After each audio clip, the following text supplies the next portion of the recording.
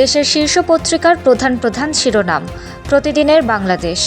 ঈদের ছুটিতে হামের সংক্রমণ বাড়ার সংখ্যা, আবারও একদিনে 17 শিশুর মৃত্যু, 4 ডজনের বেশি পণ্য ও সেবায় ভ্যাট বাড়ছে, তবুও গায়ে ফেরা ঢাকা ফাঁকা করে। মৃত্যুর থাবা ঈদযাত্রায়, ট্রাক উল্টে 15 প্রাণহানি টাঙ্গাইলে। কালের কণ্ঠ।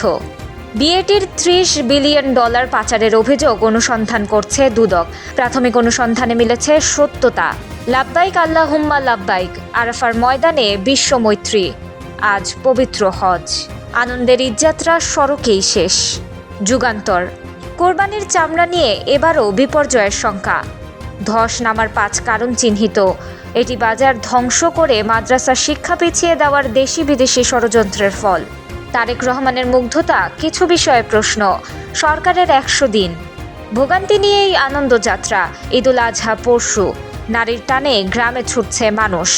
সমকাল। গুরুত্বপূর্ণ 60 সিদ্ধান্তের 62 বাস্তবায়ন। পথে পথে যাত্রী নিলেও থামায়নি পুলিশ। রডবাহী ট্রাক উল্টে নিহত 15। ঈদযাত্রায় সারা দেশে সড়কে নিহত আরও 16 জন। আজ পবিত্র হজ, দুয়ারে ঈদ। লাব্বাইক ধ্বনিতে মুখর হবে আরাফার ময়দান। আরবে পবিত্র ঈদুল আজহা উদযাপিত হবে কাল, বাংলাদেশে বৃহস্পতিবার। ইত্তেফাক। পরিস্থিতি কেন এত খারাপ হলো তা জানতে সরকারকে স্বাধীন তদন্তের অনুরোধ বিশ্ব স্বাস্থ্য সংস্থার। 5 বছরে বাংলাদেশকে $5 বিলিয়ন দেবে এডিবি। রড বোঝাই ট্রাকে যাত্রী হয়ে 15 প্রাণের ক্ষয়।